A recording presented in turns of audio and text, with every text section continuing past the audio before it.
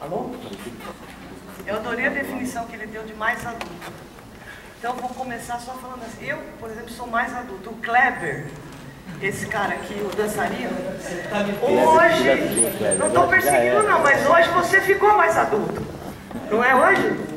Ele faz aniversário hoje, o Kleber. Oh, beleza!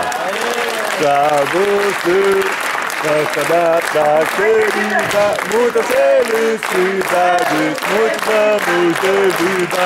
Uhul! Como ele ficou mais adulto, nós vamos tentar organizar hoje um churrasco. Vamos ver se a gente consegue fazer aqui mesmo. Ele vai ter que dançar com todas as moças. E os moços também, porque eles vão ficar tudo querendo. Então, já que você está mais adulto, você vai ter que abrir essa... Kiki, para comemorar o aniversário do Kleber, estou chamando você aqui para contar a nós a verdadeira história de Policarpo Quaresma ou dos Telecentros BR. Bom dia, gente. Bom dia. Na verdade, eu acho que eu não estou com vontade de sentar na mesa. Tá todo mundo meio disperso. Bom, tudo bem. Chega mais perto, pessoal. Vamos lá. Por exemplo, é proibido sentar da fileira. Chega junto, gente. Vamos. Levanta, vem pra... Não é pra sair. Então, é o seguinte, vamos botar essas cadeiras aqui embaixo, porque daí eles não são obrigados a não ver a gente. Deve ter. O problema é que não tem tomada. Deve ter acesso à internet, mas não tem tomada. Não tem bateria. A bateria dura meia hora. Vamos ver se eu arranjo. Fala, meu velho, tá tudo tranquilo? Quem esteve aqui no ano passado, né, sabe que tem uma parte das pessoas que estavam lá no Ministério do Planejamento, da SLTI. A gente está se juntando lá no Ministério das Comunicações agora. Foi criada uma Secretaria de Inclusão Digital, foi criada agora em maio, 5 de maio ela passou a existir. E aí nessa secretaria tem 2 departamentos que juntaram as equipes que já estavam lá no Ministério das Comunicações, no DESID, que era o Departamento de Serviço de Inclusão Digital, e na CGPE, que era a Coordenação Geral de Projetos Especiais, e quem estava cuidando de inclusão digital na SLTI, que era a equipe ali da gente, eu, Karina, Soraya, o pessoal todo de lá. E aí nessa nova secretaria, então, agora existem 2 departamentos, um departamento de articulação e formação, que eu estou de diretora, e o pessoal que veio da SLTI, a maior parte está ali nesse departamento, mas não só. E o DID, que é o Departamento de Infraestrutura para a Inclusão Digital, que é sob a gestão dele, o Mar, como diretor, que agregou tanto o que eram os serviços do GESAC, né, do Sociedade de Conexão, e também toda a parte de infraestrutura, de equipamentos, com outros desafios aí maiores. Acho que é legal o Leomar falar um pouquinho também, e depois a gente vai continuar uma conversa aqui.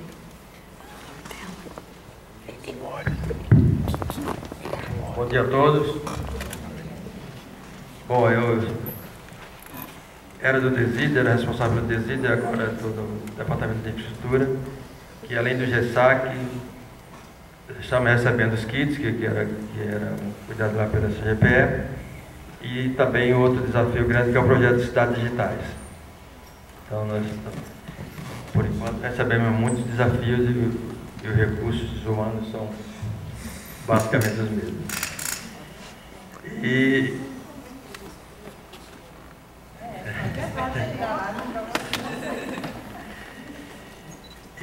a gente está recebendo, assumindo essa questão dos kits, recebendo o pessoal.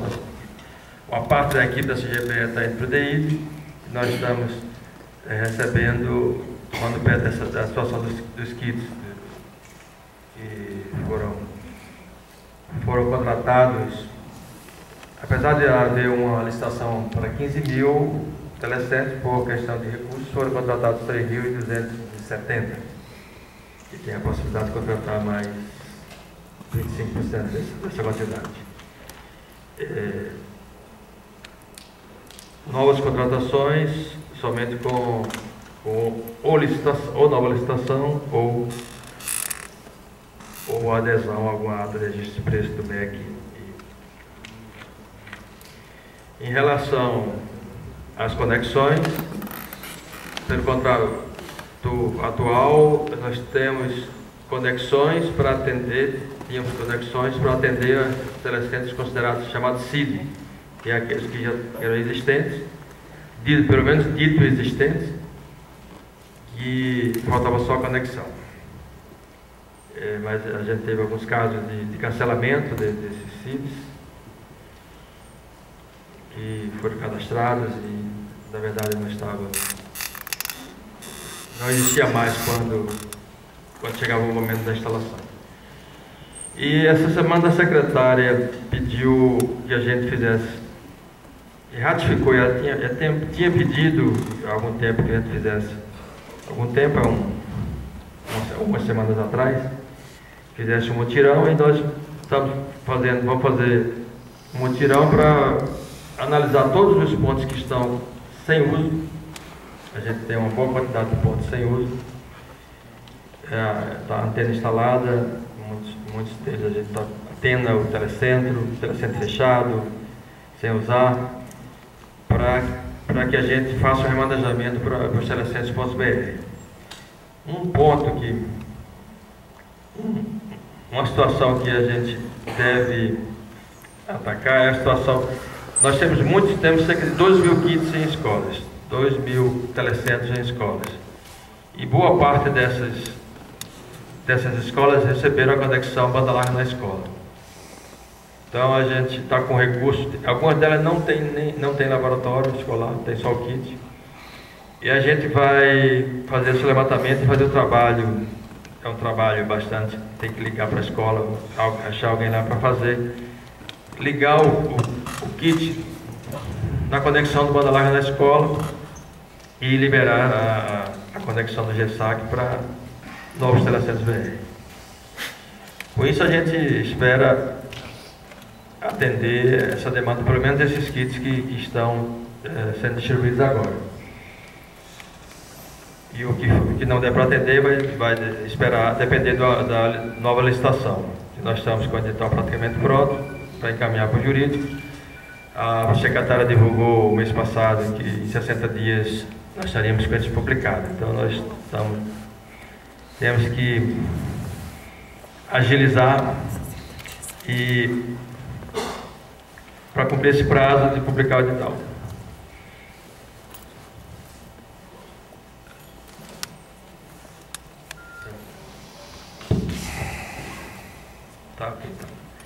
Bom, gente, eu pedi aqui uma pausa para o Ilmar, que a gente estava falando de coisas já operacionais, mas deixa eu concluir então, e daí ele vai continuar aqui com a gente. Não, é só aproveitando aqui. É só para falar 2 minutinhos sobre cidades digitais, não é o foco aqui, mas cidades digitais é um projeto novo que a gente está começando a desenvolver agora, estabelecendo as regras. Vamos fazer junto com a Telebrás, aproveitando o backbone da Telebrás, na medida que a Telebrás leva a conexão, a gente pretende fazer cerca de 300 cidades digitais no próximo ano. Esse modelo está em discussão e esses são os projetos principais, sem contar que, à medida que a gente vai remanejando pontos, além de telecentros BR, vamos atender também as comunidades rurais com satélites. Só para explicar que à tarde a gente vai se dividir em 4 grupos de infraestrutura. Um deles vai ser conexão, acho que é o Otávio vai estar com a gente. Você vai ter o prazer de estar comigo e com o Paulinho. E vai ter conexão, vai ter kit reciclado, kit novo e bolsas. Então as pessoas vão poder ter 2 sessões de esclarecimento, cada iniciativa pode participar de 2, enfim, depois a gente explica direitinho os mecanismos, mas não fiquem ansiosos, tudo será esclarecido devidamente. Legal, gente. Eu queria começar essa nossa conversa aqui com a gente resgatando um pouco como é que a gente veio parar aqui, né? Que momento é esse que existe agora no governo federal uma secretaria para tratar desse assunto, que a maioria das pessoas que estão aqui luta por isso há bastante tempo, e quem não está há bastante tempo chegou um pouco depois dos outros, se dedica com a mesma intensidade e amor aí à causa. Então, a gente achou que era mais legal do que fazer uma explanação sobre o programa e sobre como ele funciona, que a maioria de vocês, na verdade, já ouviu essa história de como o programa funciona desde que a gente estava divulgando o edital lá em 2009, 2010, a gente resgatar como que a gente veio parar aqui e por que que a gente veio parar aqui, né? Que é uma construção muito de todo mundo mesmo, de gente que está aqui, de gente que já passou por aqui. Eu queria que o Dalton botasse o primeiro slide, o segundo. E não dá para ver direito a foto. Vai apagar. Diretor de iluminação lá. Que tem um rádio, né? Ele fala com o rótulo que está lá em cima, e aí o cara apaga. Essa foto, não sei se está dando para ver direitinho, ela foi feita lá na Amazônia. Primeira vez que eu tive contato físico com o que era o programa GESAC. Eu trabalhava lá no Projeto Saúde e Alegria, em Santarém. Cheguei lá porque eu não queria mais trabalhar com computador na minha vida, eu queria trabalhar com rádio comunitária, rádio corneta, jornalzinho de mimeógrafo, lugar que não tinha eletricidade. Mas a hora que eu cheguei lá, falaram, tem um projeto de botar telecentros culturais nas comunidades, então não tem como fazer isso aí. E aí esse é um dos telecentros. Esse foi o dia, a gente, na verdade, não tinha perspectiva de ter conexão do governo, a gente mal sabia que existia um programa em 2003, que existia um programa que oferecia esse tipo de conexão, mas a gente tinha uma parceria com a RITS, e eles foram lá, o Carlos Afonso, o Paulo Lima visitaram esses lugares e falaram, a gente pode pedir antena para o governo federal, está mudando o programa lá do governo federal, eles iam colocar uns totens, umas conexões que iam ter acesso pago à internet, só ia ser grátis se fosse serviço de governo, mas aí eles mudaram, eles vão colocar antenas em escolas, em telecentros, em espaços que a comunidade usa. A gente falou assim, pô, aqui a comunidade vai usar. E eram espaços que as comunidades construíram, elas foram lá na floresta, tiraram uma madeira dali, uma de lá, manejaram toda a madeira para botar de pé um centro cultural. Nesse centro cultural a gente usou a maior parte dos recursos para botar energia solar nesses telecentros, porque não tem até hoje energia de linhão lá. E o GESAC, então, chegou para a gente com uma antena que baixou lá no projeto, era desse tamanho a antena, e quando a gente levou para assim, chegou um instalador lá e falou, eu quero instalar na comunidade de manhã e na outra tarde. Você vai contratar aqui voadeira, nem tem. Você não tem como levar cada uma dessas antenas para cada comunidade no mesmo dia, pelo menos subir lá e fazer a instalação. Pode acender a luz de novo, sacanagem.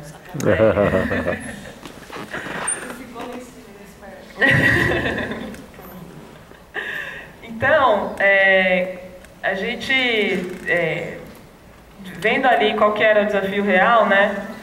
Nossa grande preocupação era assim, poxa, tem uma antena, tem que chegar a antena, o cara vai instalar a antena, e tinha um telecentro que não estava pronto ainda.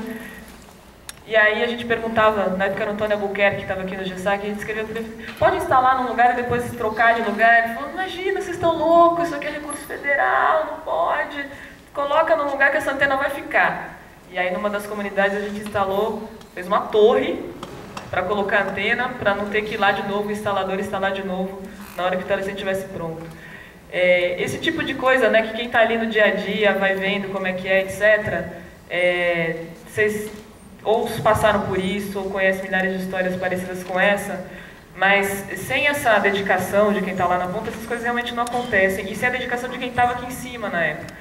Né, de ter uma disposição de colocar uma antena num lugar que é difícil, que para chegar tem que chegar de barco, que a gente não controla às vezes o nosso fornecedor tanto quanto a gente gostaria de controlar, mas no final das contas estão lá, esses telecentros estão lá desde 2003 funcionando.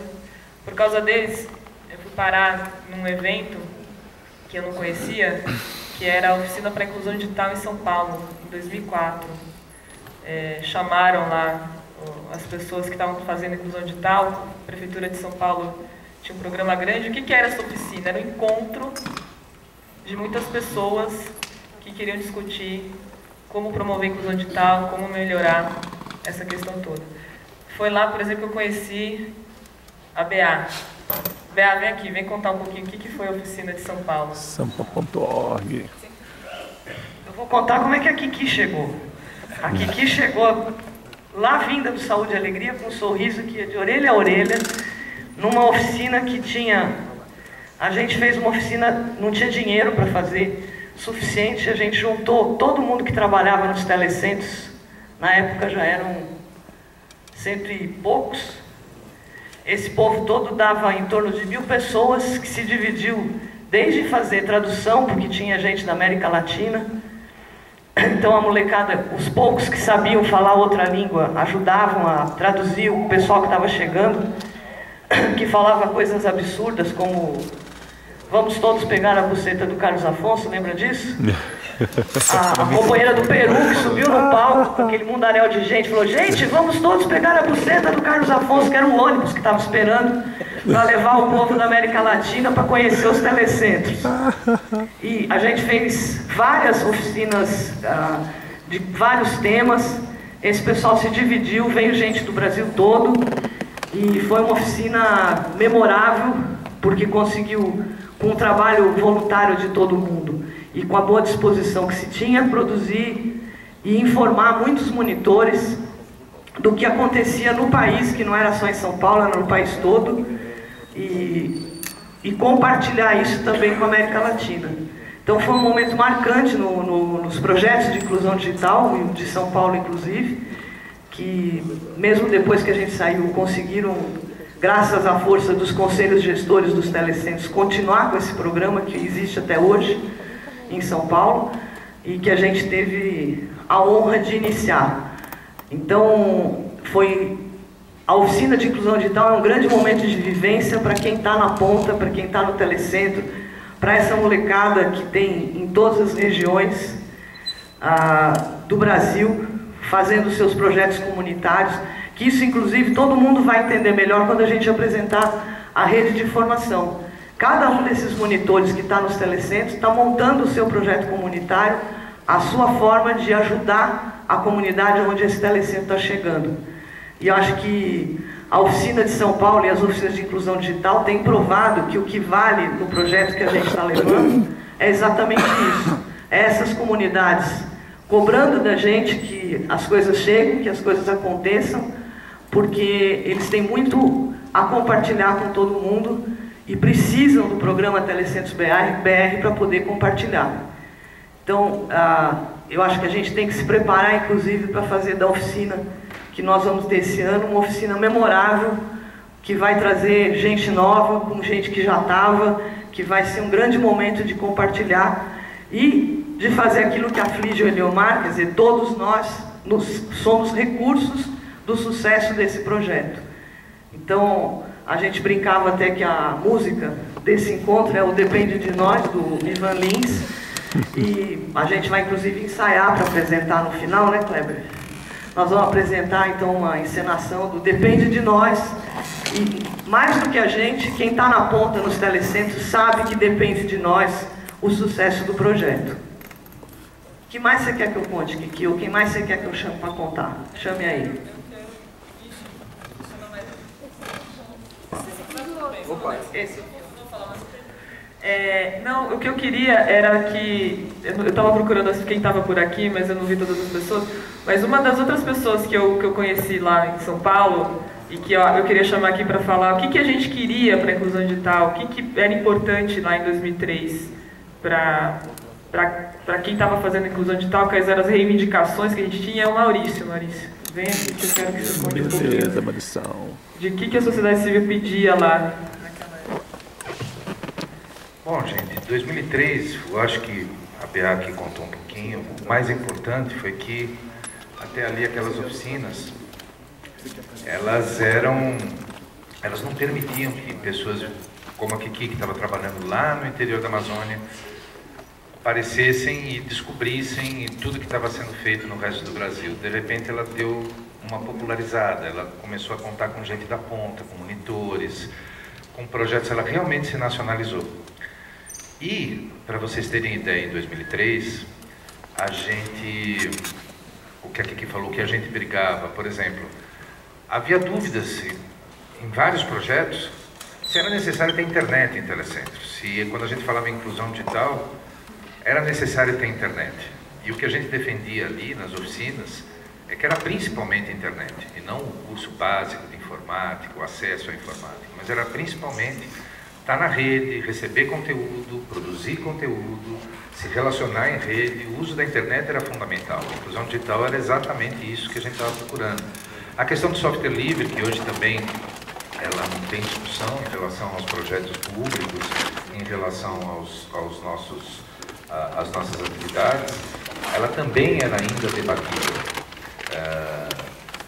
E vários outros, a participação do governo mesmo, né? A gratuidade, tinha gente que queria cobrar o acesso de qualquer forma, dizendo que ninguém valoriza aquilo que vem de graça. Então, de preferência os filhos deles sim, mas os pobres de alguma maneira nunca vão valorizar o que viria de graça, e não teriam direito a isso. Queriam cobrar o acesso ao telecentro de alguma forma. A outra questão ainda também era a própria participação do poder público. A gente chegou à conclusão de que as melhores iniciativas, elas têm uma participação ativa principalmente de municípios. E São Paulo estava mostrando isso na época, Porto Alegre também. Quando havia esse envolvimento da própria municipalidade, da própria prefeitura, aquilo começava a produzir resultados, que era exatamente o que a gente esperava quando abria um projeto desse, quando começava a trabalhar com as comunidades em um projeto desse tipo. E também essa presença na internet. Hoje, vocês vão ver aqui, amanhã principalmente, vocês vão ver como está o estágio da rede de formação, como está o curso em si, como está todos os conteúdos, como estão todos os conteúdos que os monitores estão tendo acesso. E vocês vão ver o mecanismo, como a Bea falou, a principal intenção, a principal participação desse monitor, desse educador de telecentro nesse projeto, vai ser a construção de um projeto comunitário, vai ser a construção de uma maneira de que o telecentro realmente penetre na comunidade, a comunidade se aproprie desse telecentro e comece a melhorar a sua vida a partir daí. Essa ideia de que a gente precisava colocar novos atores, novos atores sociais em todas as instâncias, né, da vida pública, era uma ideia presente nesses encontros. E eu acho que a Kiki, quando começou a participou daquele primeiro encontro que deu uma força muito grande, que começou a unir vários atores de vários setores da sociedade, do governo, pessoas de ONGs, pessoas que trabalhavam em projetos de políticas públicas, até as pessoas da ponta, que viviam o cotidiano das comunidades excluídas e trabalhavam como educadores populares, trabalhavam como lideranças sociais.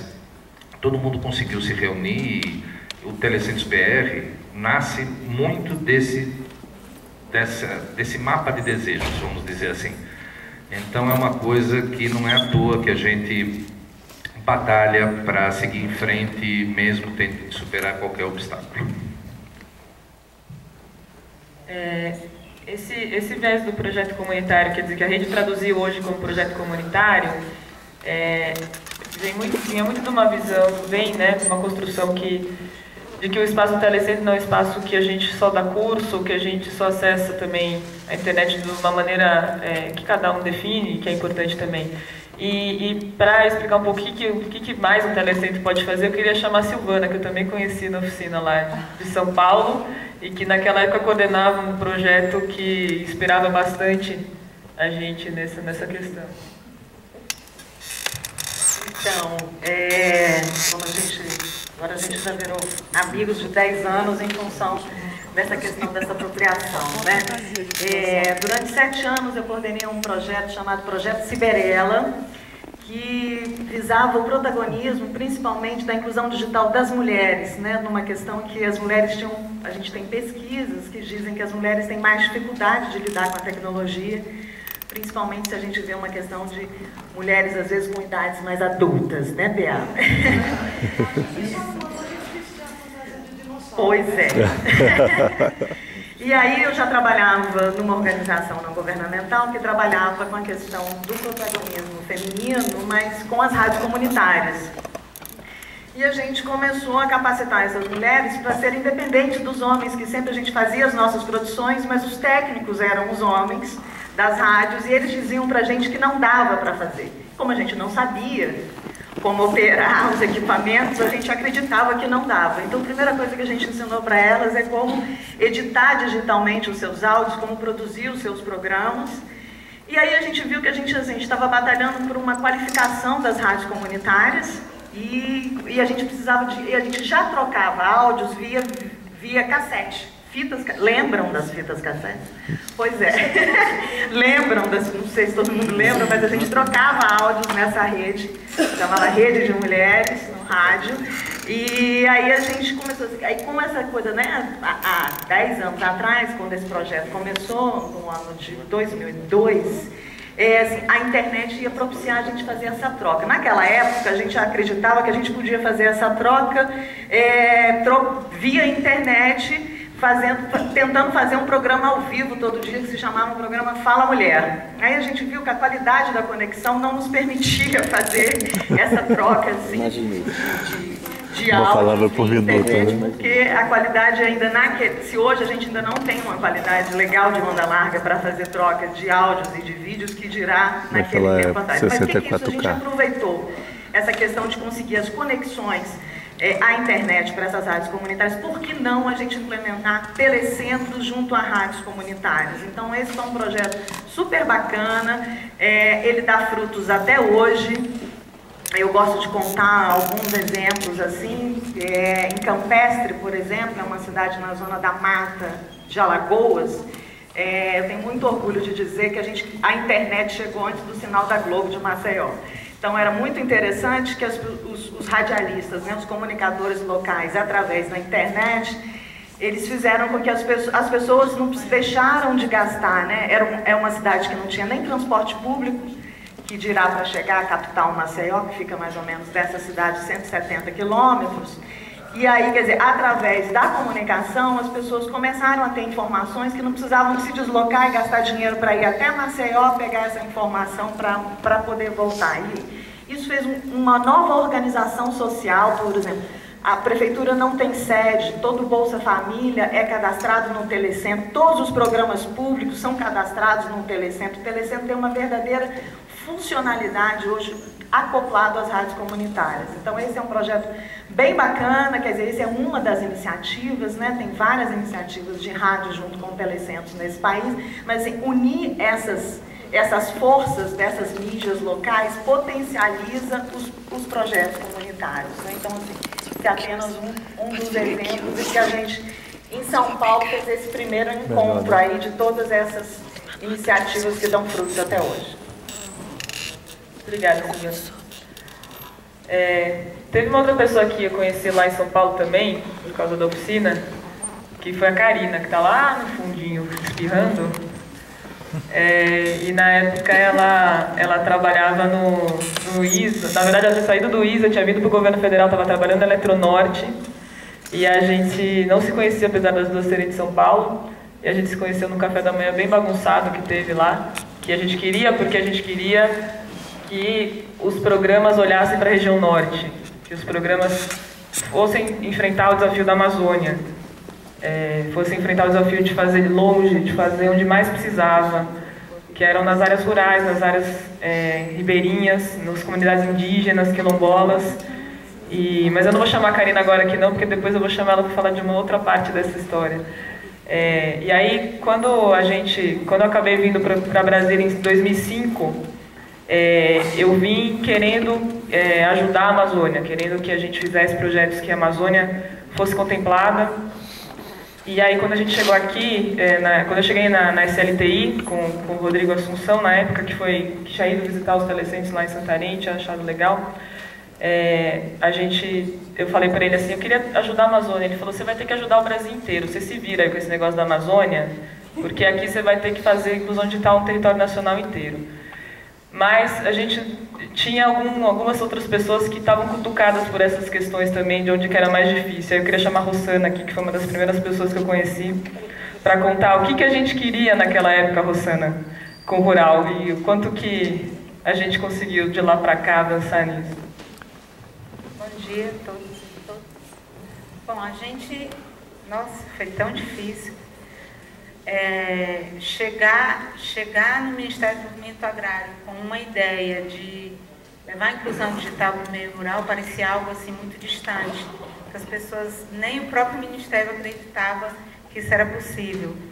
Então, foi dentro desse comitê que eu pensei a Kiki, né, o Rodrigo, mas a gente se aproximou mais, eu, a Kiki e o Corinto também, eu acho que não está aqui presente.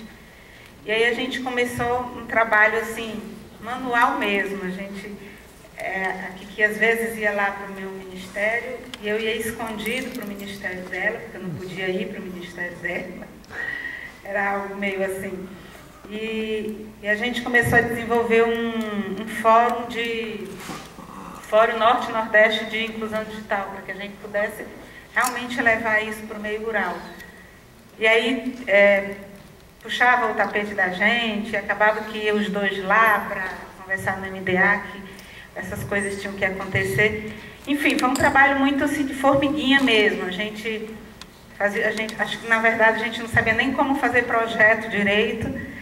E fomos conversando, começamos a insistir.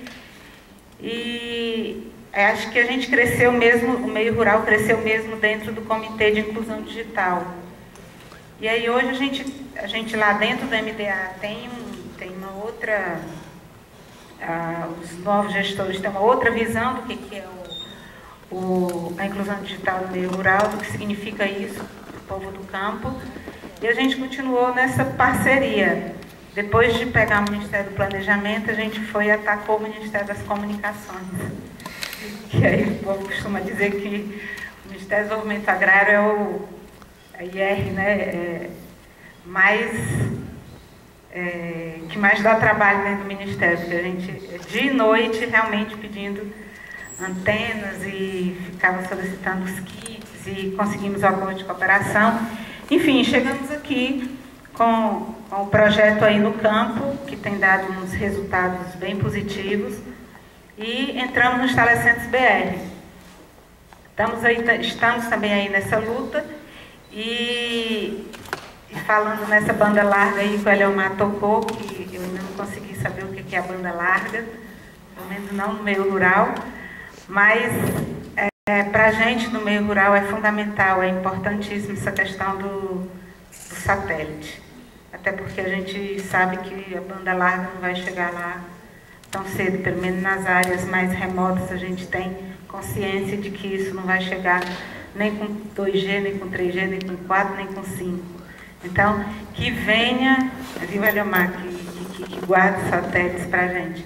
E aí a nossa história de amor é essa.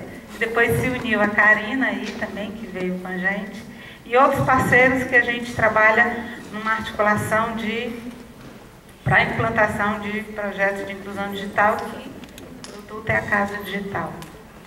Obrigada, para mim foi uma surpresa isso, eu não esperava, senão eu tinha me preparado. Perfume. Sacanagem, a Rosana está sempre arrumada e está sempre preparada. Poxa vida, as pessoas estão trabalhando para fazer a tarde de vocês ser muito produtiva, mas então tem algumas pessoas que eu vou ter que... Ah, não, estou vendo a pessoa roubar. Então a gente foi organizando, tentando organizar aí alguns projetos, algumas ações conjuntas, muito na parceria, muito na raça. Em 2005 a gente fez uma oficina no Rio de Janeiro. 2005 foi um ano muito difícil para a oficina. E ali foi muito apoio da RITS para fazer o evento acontecer. E quem estava na RITS na época era o Luizão, que hoje está lá no chefe de gabinete da ministra do Meio Ambiente. E ele deu um apoio muito grande aí. E graças a ele o MMA conseguiu constituir o Interpobres, a reunião de ministérios, né, que lidam com as áreas mais difíceis, com as populações mais vulneráveis, as que estão mais longe, que a gente precisa fazer muita coisa para as políticas públicas chegarem nelas, né? Então, agradecendo aí a participação do MMA nessa jornada, porque sem vocês é mais difícil ainda chegar nesses lugares. Mas em 2006, então, a gente foi fazer uma oficina lá em Porto Alegre. O Alexandre Mesquita não está aqui também ainda? deve chegar hoje, mas ele foi o que carregou aquela oficina mais nas costas. Briguei muito com ele, mas a gente conseguiu fazer um evento muito legal. E a diferença daquela oficina, para todas as outras que vieram depois, né, quer dizer, foi aquela que foi a primeira oficina que a gente trouxe uma perspectiva de atividades práticas para o evento. Tinha tido isso um pouco em São Paulo, no Rio tinha se perdido, mas a gente conseguiu fazer uma parceria lá em 2006 para estar junto com os pontos de cultura, atuando, fazendo um encontro de conhecimentos livres junto com a oficina. E eu queria chamar a Josi aqui, que agora trabalha no Telecentros BR, para contar um pouco o que eram esses encontros de conhecimentos livres, o que era trazer ponto de cultura, o que esse programa Pontos de Cultura trouxe de novo aí para a inclusão digital. Ela também não sabia que ela ia falar, então ela está ali fechando a blusa, ficando mais bonita, arrumando o cabelo. Mas, ela falou assim, nada combinado. Se prepara. Josi, conta pra gente como é que eram os encontros em 2006, o que vocês batalhavam, mano? Então, então, os encontros de conhecimentos livres, a gente, enfim, no tempo eu fazia parte do Ministério da Cultura, da Ação Cultura Digital, que era uma ação que trabalhava em conjunto com os pontos de cultura e trabalhava mais com as tecnologias em software livre e produção multimídia. Então a gente trabalhava com vários tipos de oficinas, a gente assim, basicamente trabalhava com gráfico, vídeo, meta-reciclagem, deixa eu lembrar mais, áudio. Então a gente fazia várias oficinas nesse sentido com os pontos de cultura. E os encontros de conhecimentos livres a gente construía em conjunto com os pontos da região, por exemplo. Encontros de conhecimentos livres do Centro-Oeste, a gente fazia uma articulação com os parceiros da região, muitas vezes com a Kiki, o Ministério do Planejamento, o GESAC, todos os parceiros da inclusão digital, o CEFRO. A gente fazia um envolvimento desses parceiros de inclusão digital com os pontos de cultura e os pontos desses nossos parceiros. A gente envolvia numa oficina e essas oficinas elas tinham mais essa produção multimídia que o objetivo era que as comunidades elas tivessem por essas oficinas elas pudessem documentar toda a sua produção cultural, ser autor, autora, produtor de todo o processo cultural dessas comunidades. Isso a gente fez durante 2006 no Brasil inteiro. A gente foi em quilombos, a gente entrou em comunidades indígenas, a gente entrou em assentamentos rurais, a gente foi até em seminários católicos. O de Anápolis foi no seminário. Então a gente fez em todos os espaços essas oficinas. Em 2006 a gente tinha os encontros de conhecimentos livres, que eles eram mais regionais, que aí a gente envolvia todos os parceiros da inclusão digital e cultura digital, e a gente tinha as oficinas locais, que aí as oficinas locais eles tinham um processo mais voltado à comunidade e o entorno daquela comunidade, envolver as pessoas e atores daquela comunidade dentro desse movimento da oficina local. E acho que é isso. A gente, em geral, buscava parcerias, por exemplo, conexão, a gente pedia ao GESAC, computadores, a gente pedia aos CRCs, ao pessoal da Kiki, o pessoal do CRC também era envolvido, o pessoal do GESAC também era envolvido. Então, o legal nesse sentido de envolver essa rede é que a ponta e os telecentros de ambos os programas se conheciam, às vezes já faziam parte de uma mesma rede, já conversavam, isso aumentava a rede. E assim, o legal de ver, porque a gente começou esse movimento em 2005, né, no Piauí, e aí ele foi indo. Em 2006 a gente conseguiu consolidar uma metodologia melhor, envolver mais parceiros, fazer mais oficinas, desenvolver diferentes trabalhos, que era o regional e o local. E 2006, 2007 a gente teve, mas aí já foi mais a gente estendeu para a oficina continuada, que era dando continuidade a esse processo.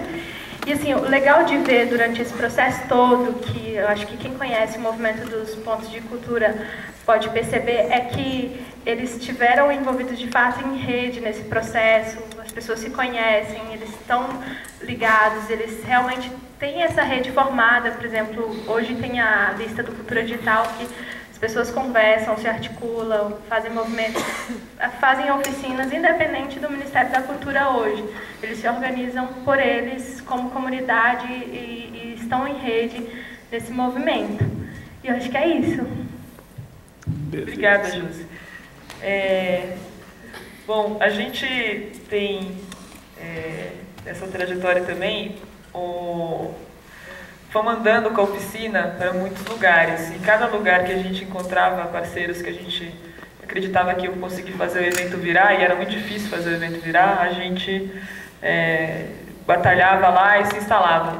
E aí a oficina seguinte foi em 2007 em Salvador, e ali a partir daquela oficina a gente conseguiu achar uma forma de financiar o evento diferente de como a gente tinha feito antes, com o apoio das universidades. E eu queria chamar a Karina aqui para falar um pouco da história das oficinas. Ela não está conseguindo. O que é esse não aí? Depois a Karina vai falar. Então vem aqui, Sônia, para falar um pouco da Bahia, porque depois daquela oficina que a gente não conhecia a Sônia ainda, a gente conseguiu articular a partir de um evento que trouxe pontos de cultura, pontos de saque, telecentros BR, telecentros dos programas federais do CERPRO, do Banco do Brasil, da Fundação Banco do Brasil. Enfim, ali tinha um programa estadual acontecendo, né? Participaram do evento muitas pessoas que faziam parte desse programa estadual, e eu queria que a Sônia contasse um pouco de como é que foi Salvador. Oi, pessoal. Pois é, eu não conhecia esse grupo, né, nessa época, lá em 2003, 2004, mas a gente já tinha um trabalho bastante assim, parecido, né? A gente estava também no processo de implantação lá no estado, na Bahia, do Programa de Inclusão Digital. Esse programa é vinculado à Secretaria de Ciência e Tecnologia. E eu, na época, eu sou professora da UNEB, lá estadual, na Universidade Estadual, e assim, foi quando a Secretaria procura a gente para implantar os 6 primeiros centros, né, que a gente chamava de Infocentro. E a gente já tinha uma preocupação na época, que era assim, era um programa de inclusão digital, mas como era que a gente ia começar? A gente ia colocar lá os computadores para as comunidades, mas o que é que essas comunidades iriam fazer com esses elementos tecnológicos, né? E aí a nossa preocupação era por aí. Então, assim, a gente não participava dessas oficinas, a gente participou da Bahia, tá? Inclusive lá apresentamos o nosso programa, o nosso projeto, e aí a nossa preocupação inicial também não era só estar disponibilizando cursos de informática. A gente queria colocar em conexão sim, e a gente queria que esses monitores que atuam lá na ponta desses telecentros, eles sim pudessem estar desenvolvendo ações, né, atividades semelhantes a essas que foram apresentadas aqui, com suas comunidades. Eles, junto com a comunidade, estarem se apropriando dessas tecnologias. E é esse projeto que a gente está desenvolvendo hoje, essa rede de formação, é bem o objetivo da rede. Então, eu acho que essa ideia está se fortalecendo, está crescendo, e é por aí. Não sei mais o que eu podia falar do lado, mas é isso, compartilhar um pouquinho de nossa experiência aí com vocês.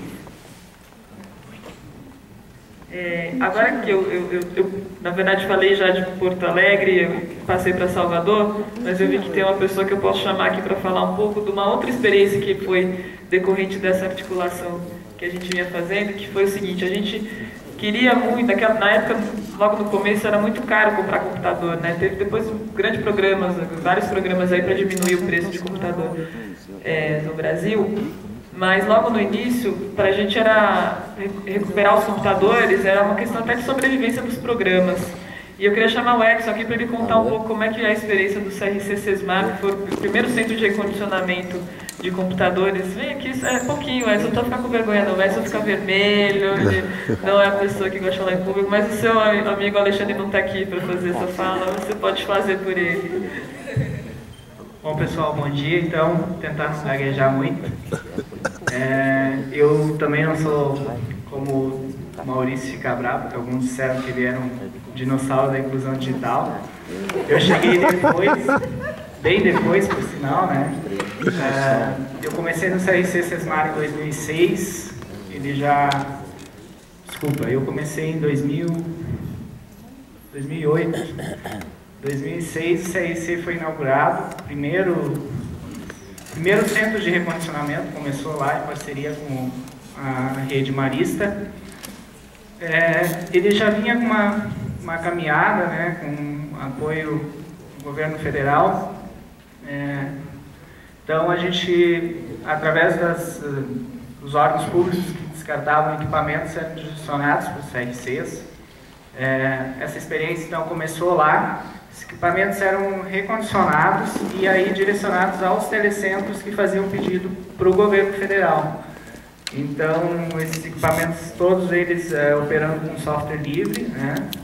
E aí, através de termos de doação, eles eram encaminhados para essas entidades, escolas, enfim, comunidades que pediam esses computadores. Isso continua acontecendo até hoje, agora apoiando o Telecentros BR, acho que fica mais completo, né? Porque aí ele, além dos equipamentos, tem a conexão também.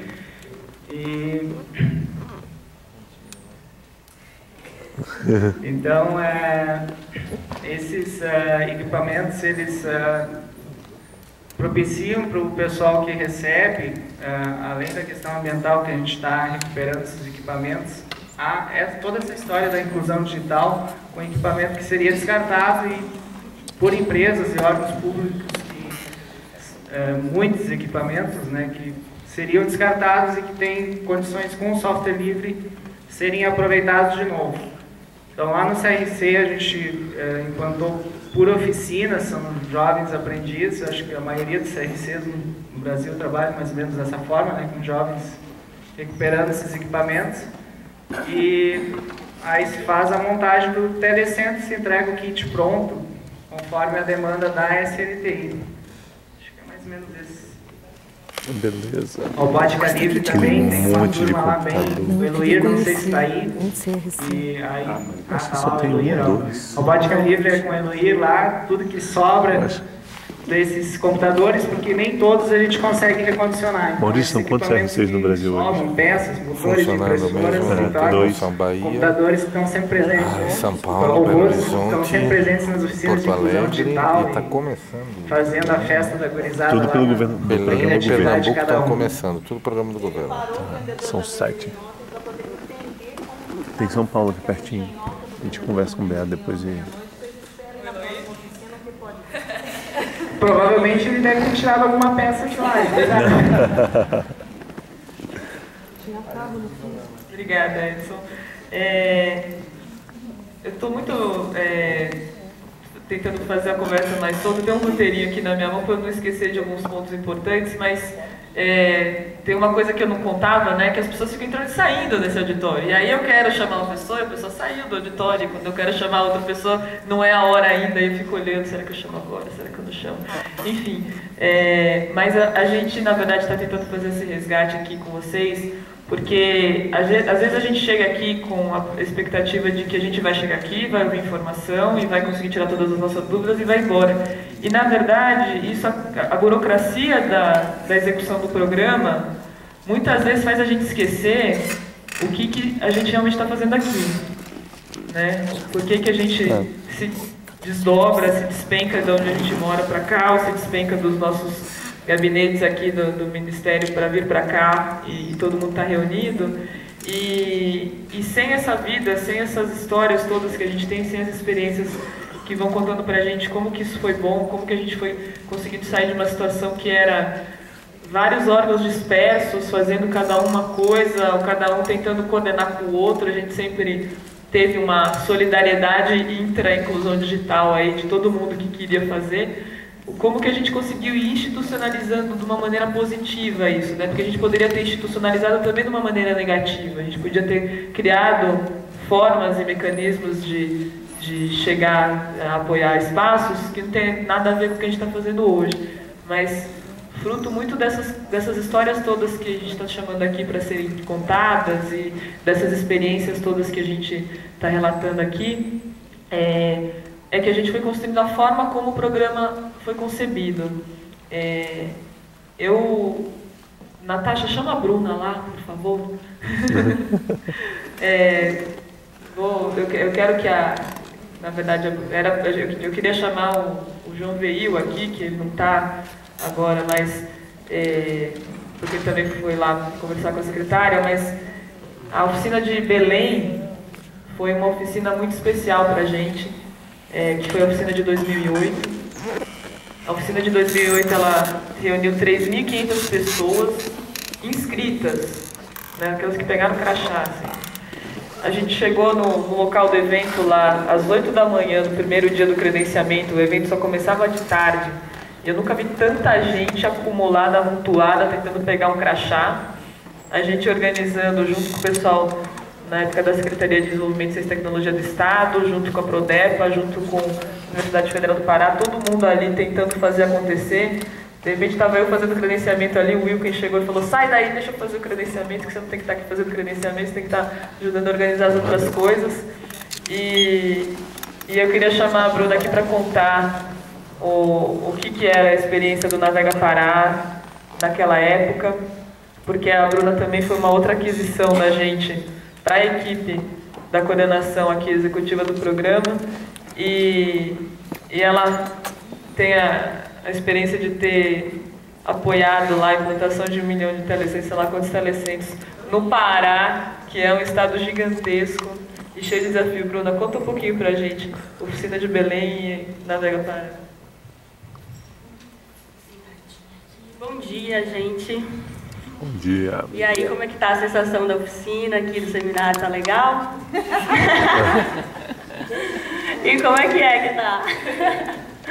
Então, eu comecei no Navega, minha experiência de inclusão digital, estou ainda de fralda, como eu já brinquei, né? Estou engatinhando aí perto de meus amigos que já têm anos e anos de experiência, a própria Kiki, Karina, Maurício, Bea, Rossana e tantas outras pessoas que eu tomo como exemplo, mas eu comecei em 2007 com o Navega Pará, na Secretaria de Desenvolvimento, Ciência e Tecnologia, que é uma parceria. O Navega Pará ele é executado pela Secretaria e pela Prodepa, que meu amigo Jorge Souza está ali, não me deixa mentir, levanta a mão aí, Jorge. O Jorge é um dos caras que sabe do que eu estou falando, passou pela experiência junto comigo. A Liane, Risoleide, Valéria, levantem a mão aí, também são da SEDECT. Então, foram com essas pessoas e muitas outras, foram com várias mãos que a gente fez o Navega, foi criado em 2007. A governadora Ana Júlia, na época, tomou como prioridade a inclusão digital e nós aceitamos o desafio. Fui chamada para compor a equipe logo no comecinho. E o Navega Pará, ele surgiu com essa ideia de que vamos, né, pegar a região norte, colocar ela pelo menos no patamar brasileiro. A gente está muito abaixo, a nossa conexão é ruim, as nossas pessoas não estão incluídas, não têm acesso ao computador, à internet muito menos, e as nossas comunidades que estão distantes, estão na beira dos rios, são quilombolas, são assentados, estão à margem desse processo que o Brasil inteiro estava participando. E no nosso estado, no estado do Pará, não existia ainda essa prioridade, não se tinha um programa nem a nível do estado, nem a nível municipal, enfim, não se tinha criado ainda, não se tinha tomado como prioridade. E nós aceitamos esse desafio. Então, 2007 foi o primeiro ano de Navega. Nós conseguimos, e tanto que a gente só conseguiu implantar o primeiro infocentro, que nós chamamos do nosso centro de inclusão digital de infocentro, em 2008 só, que foi em Marabá, não foi em Belém, que foi no Arquivo Público de Marabá, 7 de maio de 2008, nós montamos o primeiro. Foi difícil, foi um parto, né, Sônia? A Sônia acompanhou com a gente, a Sônia da Bahia, foi nossa parceirona desde o começo. Nós fomos à Bahia estudar como é que funcionava o programa deles. A Sônia nos recebeu super bem, nos mostrou como é que funcionava lá na Bahia, e a partir daí a gente começou a caminhar com as nossas pernas. Em 2008, então, foi uma experiência que foi em Marabá, uma cidade que é uma cidade grande do estado do Pará, e nós conseguimos montar o nosso primeiro infocentro. Em 2008, a gente conheceu a equipe da Kiki, que foi a OIT, né? A oficina foi lá em 2008, no Pará. Nossa, quando eu cheguei lá no hangar, tinha uma fila quilométrica. Gente, vocês não têm ideia. Eu acho que as pessoas pensaram assim, vai ser em Belém, não vai dar muita gente, o pessoal não vai lá para o norte. Gente, foi a oficina que foi o maior público, não foi, Kiki? Muita gente, meu Deus, quando eu cheguei, que eu vi o pessoal dos infocentros, que eu vi os gestores, os monitores, as pessoas que vieram de Altamira, que vieram de Pacajá, que vieram dos municípios mais distantes do Pará, eu vi que o negócio ia ser muito bom e vi pessoas de fora, né, do estado também que vieram participar e compor aquela oficina. Eu vi que a coisa ia dar certo, que ia ser bem bacana. E foi o que aconteceu. Acho que foi a oficina com o maior público, a maior participação, o maior número de oficinas, enfim. A gente ficou muito contente com isso. E para organizar na hora do ticket, na hora das coisas, eu acho que era o mais engraçado, assim. Porque era muita gente, a fila, vocês imaginem o dobro, assim, a fila daqui lá para cima, era rodando até a escada, enfim. Nossa, e a gente reclamando, mas foi tudo uma experiência muito legal, assim, de organizar na hora do almoço e dar o ticket e ver que todo mundo está almoçando depois, a gente ficou mais aliviado.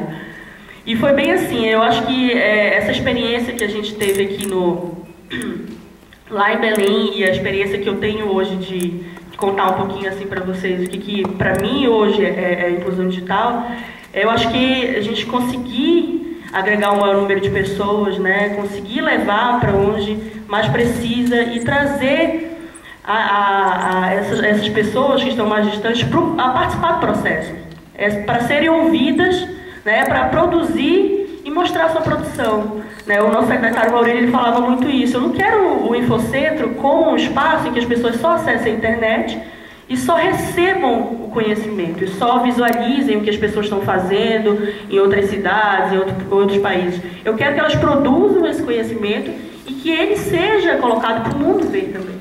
Então ele tinha essa máxima com ele. O professor João não está aqui, infelizmente para ele dar uma palavrinha também. A Diane está lá no credenciamento, mas o professor João veio hoje, é o coordenador do Polo Norte, e ele foi um dos caras que foi um pensador do programa, do Navega Pará, né, que hoje a gente consegue levar a internet em cidades, né, até hoje está funcionando em cidades que não chegavam nem o sinal de celular, como é Pacajá, né, então ele foi um dos caras que aceitou esse desafio. Ele com o Renato Francês, que era o presidente da Prodepa, né, aceitou esse desafio e hoje o Pará, eu posso dizer que ele não é mais o mesmo. Mais de 4 anos atrás, em 2006, nós não tínhamos internet de alta velocidade, hoje a gente tem, e não tínhamos centros de inclusão digital, que são os nossos infocentros. Hoje a gente tem mais de 200 infocentros em funcionamento. Caraca. As meninas estão à frente ainda do programa. Eu hoje estou aqui na coordenação executiva com a Kiki, Karina. Natasha, levanta a mão aí. Natasha, bolsista, também com a gente. Josi, a Josi ali, que não já viu a Josi, né? A Josi está ali, então a gente que é a equipe hoje com a Kiki. Sim, muito importante. Obrigada, Rossana. No começo da nossa história, antes de eu... bem no comecinho lá do Navega, também uma figura que era a minha coordenadora era a Milene Lawande. Passou um tempo com a gente, não passou o tempo todo, mas passou uma história lá e contribuiu muito no pensar do projeto, no que a gente ia fazer com os centros depois de montados, isso é muito importante, né? Pensar o que se vai fazer com os computadores depois deles estarem ali. Né, que tipo de oficina vai se dar, como é que vai ser a formação dos monitores, como é que é o contato com os gestores, que é muito importante. A gente está, Maurício e Bea, há muito tempo tentando fazer uma formação para os gestores, a gente ainda não conseguiu pensar exatamente no que vai ser isso daí, né, e executar. Mas isso é muito importante, a gente está pensando, é bom que se diga. E isso a gente pensava lá também, a gente entendia que os gestores tinham que estar envolvidos e participar do processo desde o início. Senão, os nossos centros não funcionariam com toda a força que eles deveriam funcionar, se os gestores não estivessem envolvidos e participantes. Acho que é isso, tá? Obrigada, Kiki. Obrigada a você, Bruna. Bom, em 2009, a gente organizou a oficina em Belo Horizonte, em parceria muito forte com a Prodabel, que já era parceira nossa de um centro de recondicionamento de computadores lá. E eu queria chamar o Kleber aqui para contar um pouco como é que foi Belo Horizonte.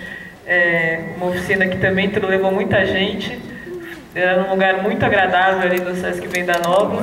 Os churrascos promovidos pelo CERP foram um grande sucesso na oficina, mas não só isso, né, Kleber? Conta pra gente um pouco. Só surpresa mesmo, a gente nunca espera isso aqui. Eu, inclusive, até mesmo porque eu me considero cristão novo nessa questão da inclusão digital, não imaginava que a Kiki ia me chamar para falar alguma coisa. Acho que seria muito mais apropriada a Moab, que está lá há mais anos. Mas, Pois é. Mas é o seguinte, gente, a experiência de... Eu vou acabar adiantando uma coisa que você ia dizer no final, eu vou acabar dizendo agora, porque não tem jeito. Cadê o Maurício? Maurício? Fugiu. Tá lá. Eu estava querendo contar, eu tinha chegado na Prodabel, entendeu? Exatamente na época que estava começando a se organizar a oitava oficina. E aí, como a gente tem um passado de inclusão em tudo quanto é lugar que a gente passa, acabou que eu caí na Prodabel e fui mexer com inclusão de novo. E foi aí que eu conheci o movimento de inclusão digital, né? A oficina de Minas, ela tem uma característica específica, que foi o fato dela ter sido organizada e o alojamento está acontecendo no mesmo local. Isso provocou uma intensa circulação das pessoas e as pessoas conseguiram, inclusive, ter um tal aconchego maior, né? Isso foi um negócio, eu acho que foi importante do ponto de vista da história das oficinas.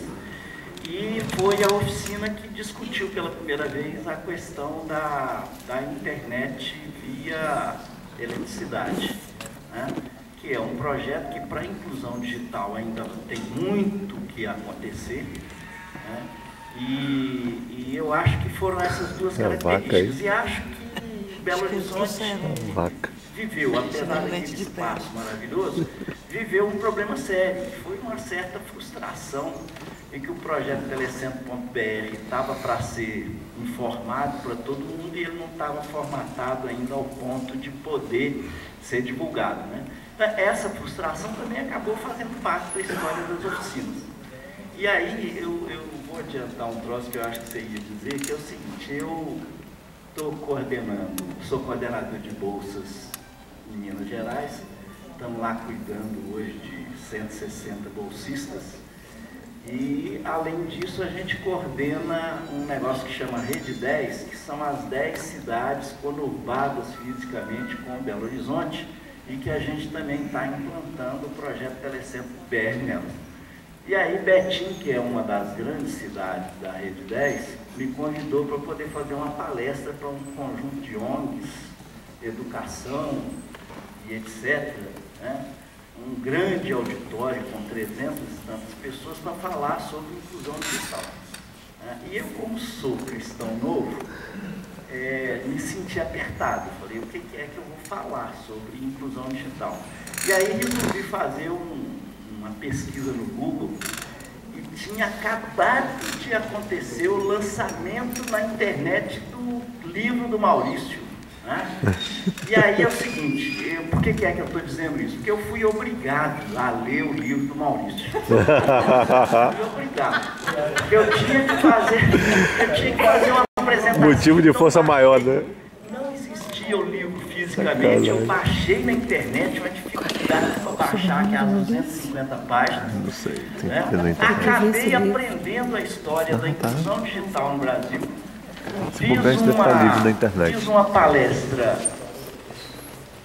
em Betim com aproximadamente 300 pessoas. Betim criou esse bloquinho de anotação, 10 anos de inclusão digital no Brasil, todo ele baseado no livro do Maurício. Eu não tinha de onde tirar mais coisas, entendeu? E essa apresentação, ela já foi, entendeu, levada a algumas escolas de Belo Horizonte. As pessoas têm me chamado para poder fazer a apresentação. A apresentação, olha que pagar direitos autorais, né? A apresentação que eu montei de 1 hora, eu gastei 55 minutos, foi transmitido via Twitter, certo? De minuto em minuto, o Twitter anunciava o que é que eu tinha acabado de falar, certo? Gente, isso é só para a gente entender a potência que tem essa tal de inclusão digital, né? E eu termino a apresentação, viu, Maurício, com o texto do João Cabral de Melo Neto, Tecendo Amanhã, né? Que não existe texto mais maravilhoso para poder contar a história dos 10 anos de inclusão digital no Brasil, entendeu, do que aquele Tecendo Amanhã. Um galo que canta, que acorda outro galo e que vai acordando outro galo e que no final das contas você tem a manhã maravilhosa acontecendo. Eu acho que isso foi, assim, a 8ª oficina produziu, talvez, entendeu, um negócio importante que foi mais importante da inclusão digital. Beleza. Moab, vem aqui que eu quero que também, uma parte que ainda bem que ele não falou, contar o que é o BH Digital em Belo Horizonte.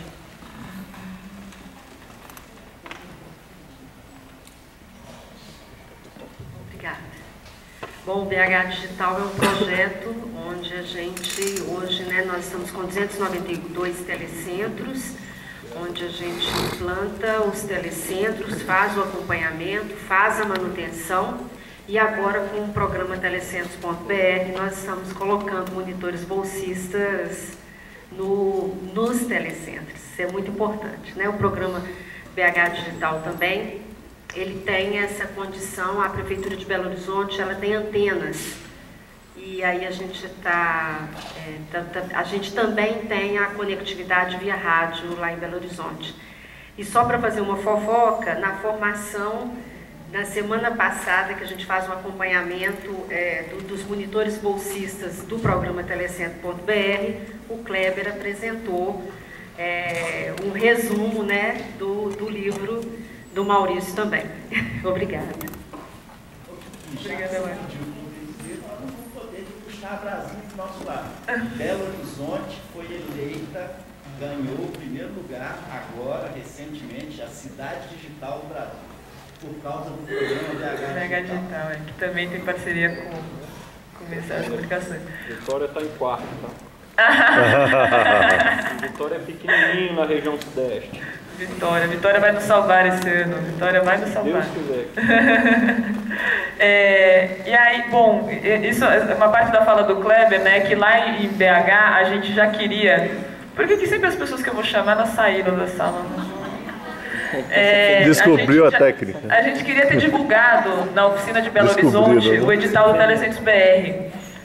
Mas a gente tinha que passar por uma burocracia muito grande, que era aprovar um decreto, aprovar uma portaria, aprovar todas as condições que iam, né, permitir que a gente lançasse a primeira chamada pública do Telecentros BR.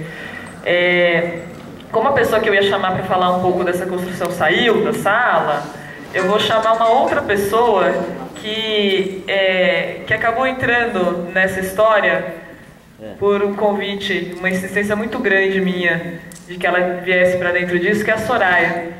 A Soraya, a gente tinha se conhecido na Amazônia em 2003, ela foi uma das primeiras pessoas que eu dei oi em Santarém, mas a gente não trabalhou junto lá não, a gente só se cruzava na rua e ela trabalhava com educação ambiental, com meio ambiente, com um projeto que chamava Pro Manejo lá nas comunidades da Floresta Nacional Tapajós. E no final de na verdade no meio de 2009, eu consegui escalar ela aqui pra gente.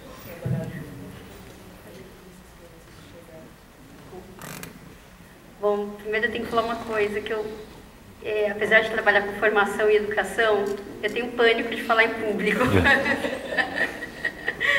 Tirando isso, bom, então, foi bem bacana chegar aqui em 2009, eu venho dessa área de educação ambiental, aliás, tem vários colegas aqui que vêm desse movimento também, Isis, Mariana, o Ítalo Beethoven, que eu ainda não encontrei com ele, foi Ítalo, né, dos coletivos de juventude, de meio ambiente, a Renatinha, né, do Ministério do Meio Ambiente, as pessoas que estão inscritas. Bom, outras pessoas que vêm desse movimento de atuação em rede também, na área de educação ambiental. E aí eu trouxe um pouco dessa experiência de trabalhar em rede na educação ambiental, com projetos de formação em educação ambiental, aqui para a inclusão digital. Então foi um casamento de áreas. E eu fiquei absolutamente encantada com esse movimento de inclusão digital. E a partir disso a gente viu que tinha muitos pontos de convergência, trabalhar com a participação social, né, trabalhar com o empoderamento das comunidades. Isso são princípios comuns, tanto à inclusão digital quanto à educação ambiental. E, então a gente tentou traduzir isso no projeto de formação e na estruturação da Rede Nacional de Formação para a Inclusão Digital. E a partir disso a gente estruturou a ideia de um curso de formação para monitores do Telecentro BR, nesse primeiro momento. e fizemos um edital, um manual operacional também, onde a gente colocava um pouco dos princípios de como que a gente achava que deveria ser essa formação. E aí pensamos em estruturar essa rede com 5 polos regionais, um para cada região do Brasil, e um polo nacional, que faria a coordenação em nível nacional de todo esse trabalho de formação em rede. E lançamos o edital em março de 2010, várias entidades enviaram suas propostas, selecionamos as melhores e agora estamos aqui com os polos, atuando não só nesse processo de formação de monitores com telecentros BR, mas principalmente fazendo essa articulação em rede, que perpassa a questão da formação, a ponto de que os polos estão hoje aqui organizando esse encontro. Então isso é um legado bem bacana que a gente está construindo como rede. É uma rede, não é uma rede nacional de formação para a inclusão digital, é uma rede nacional de inclusão digital de fato. É o aprender a trabalhar em rede. Não é fácil, não é trivial, é conflituoso, mas os resultados são tão intensos que vale a pena. Silvana, você que está pertinho da porta, chama o Luiz Cláudio lá, que ele saiu aí, não sei se ele volta.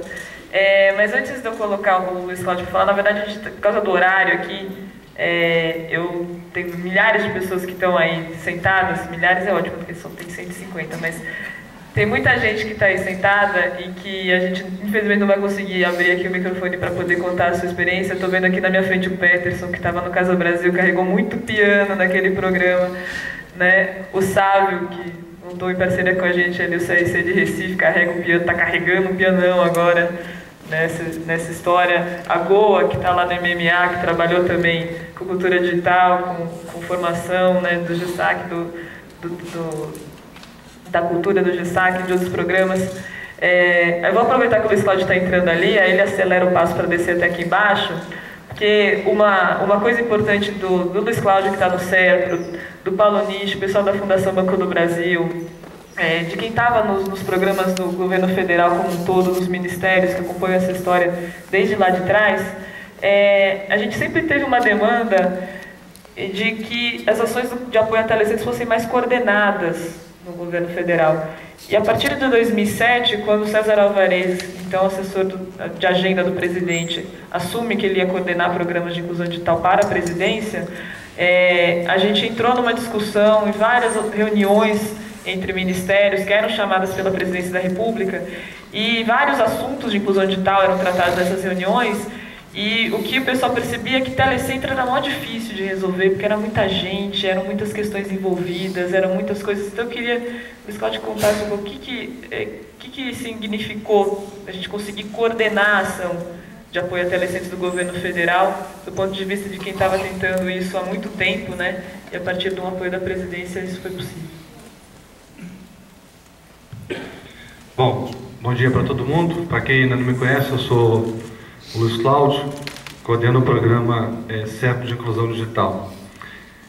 Antes de falar aí com relação ao apoio, né, que as iniciativas estão recebendo com o Telecentro, eu quero fazer uma pergunta aqui para vocês que estão organizando, como que vai ser a dinâmica à tarde ou amanhã, porque eu acho que a gente podia aproveitar esse tempo que a gente está falando aqui também, para abrir espaço para quem veio de fora e para contar também das suas experiências, porque para a gente que está aqui em Brasília também é muito importante a gente ouvir, vocês que estão lá na ponta, para a gente poder se identificar, né, com a realidade de vocês e também saber como que são os problemas, porque isso ajuda inclusive a gente a tratar melhor os problemas que estão acontecendo lá nas pontas.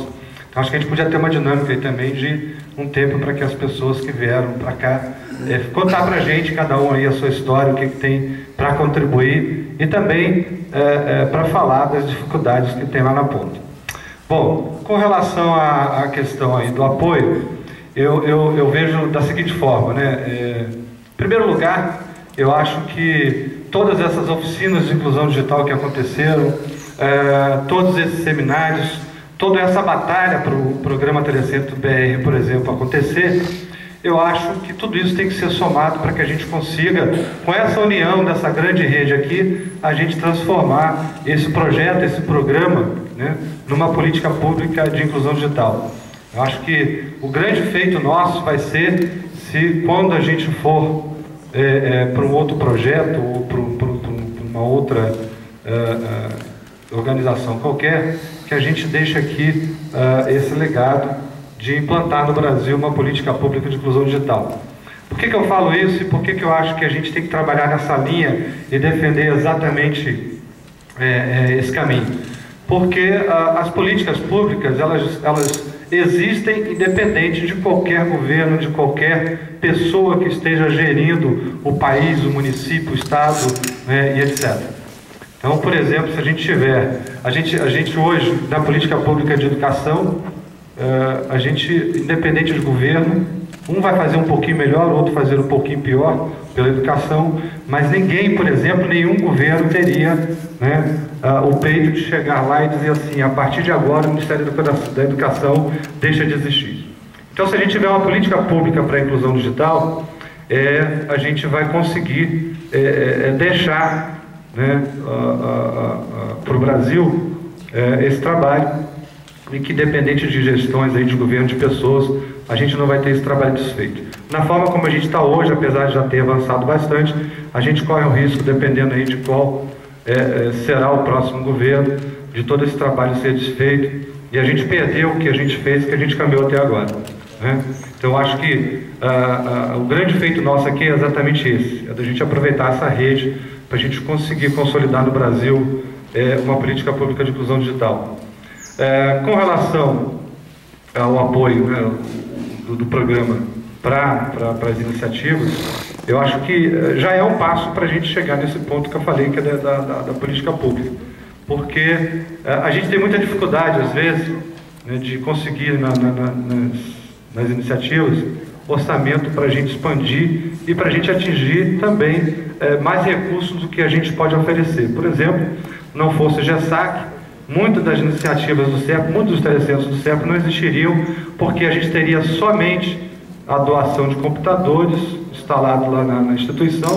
A instituição geralmente não pode arcar com o custo de uma conexão, então o telecentro não existiria. Porque para nós o telecentro sem a conexão, ele não é nada, ele é apenas lá um conjunto de máquinas que vai fazer as pessoas aprenderem a operar computador. E a gente não quer isso, a gente quer muito mais do que pessoas que simplesmente aprendam a operar computador. Então o programa tem essa importância. E quando a Kiki diz, né, conta aqui pra gente qual é a importância do programa, da ação do governo federal para as iniciativas, eu vejo dessa forma. Eu vejo, em primeiro lugar, como um apoio importante, né, e, em segundo lugar, como um passo para a gente chegar lá na política pública de inclusão digital. Agora, é claro, a gente precisa ainda melhorar muitas coisas, né? Eu tenho certeza absoluta que todo mundo aqui tem contribuições para trazer, para melhorar o processo, e o processo precisa muito, né, de melhorias. A gente está enfrentando aí algumas dificuldades, né? Cada um também com a sua criatividade, né, e com a sua disposição de ajudar e de melhorar, tem contribuído para que a coisa continue e aconteça. Mas tem muita coisa no processo que a gente precisa melhorar, e eu acho que é exatamente o que a gente deve fazer, e esse seminário deve ter esse papel, né, de trazer subsídio, de trazer contribuição para que a gente consiga melhorar o processo, e aí sim a gente chegar lá para finalizar essa nossa trajetória aqui, deixando aí plantado no Brasil uma política pública de inclusão digital. Obrigado, gente. Obrigada, Luiz Cláudio. O legal da fala do Luiz Cláudio é que ela já deu o gancho para a gente dar algumas continuidades aqui. Tem pessoas que eu não vou conseguir olhar para todo mundo que está lá no teto porque é difícil, mas queria lembrar que o Dalton é alguém que eu conheci lá em 2005 também, lá em Campinas. Foi bem maluco um encontro que eu fui lá com o pessoal da cultura, e depois o mundo deu muita volta até a gente estar trabalhando de novo junto. O pessoal da Programa do Futuro, o Vilmar, os meninos que tocavam aqui o CRC do DF, né, que foi assim que eu conheci eles, mas que estão nessa luta também faz muito tempo por aqui. Enfim, cada um de vocês a gente foi conhecendo aí no caminho, e com certeza teríamos que ficar aqui o dia inteiro hoje ouvindo essa história. Mas o pessoal me alertou, e é verdade, que a gente está aqui, na verdade, também porque estão muito querendo saber o que acontece com o programa à medida que a gente foi lá para o Ministério das Comunicações. E isso é o que a gente quer explicar agora. Então, eu queria pedir para o Dalton avançar, né, onde que a gente está. Pode passar para o próximo. Ah, que ruim, que difícil. Pode apagar a luz? Cadê o nosso homem da luz? Obrigada. Nem eu consigo preso uma lista, que depois se você manda outra, zero o processo todo, e aí começa a contar tudo de novo o prazo delas. Então, né, a gente tentou não prejudicar quem estava pronto, evitando essas trocas. Muita gente acabou transferindo esses 300 para etapa 4, né? Depois a gente resolve isso. E ontem, conversando com a secretária sobre essa questão, ela acha que a gente deveria permitir que vocês trocassem entidade beneficiária nessas próximas etapas. O que a gente precisa é de um levantamento bem claro disso, mas a gente vai ter que se respaldar no jurídico. Então, eu não posso afirmar para vocês que a gente vai poder trocar, porque a gente ainda precisa perguntar no jurídico o que significa mudar algo que estava escrito no edital, né? Mas a gente, talvez seja importante vocês fazerem esse levantamento para passar para a gente dar uma dimensão também para o jurídico. Assim, a gente está falando de X telecentros, né? E dependendo da dimensão, a solução pode ser uma mais individual ou pode ser geral. Enfim, aí foi uma coisa que realmente a gente conversou muito recentemente para eu dar informações mais precisas para vocês, mas eu acho que a gente vai poder evoluir a partir daí. Isis.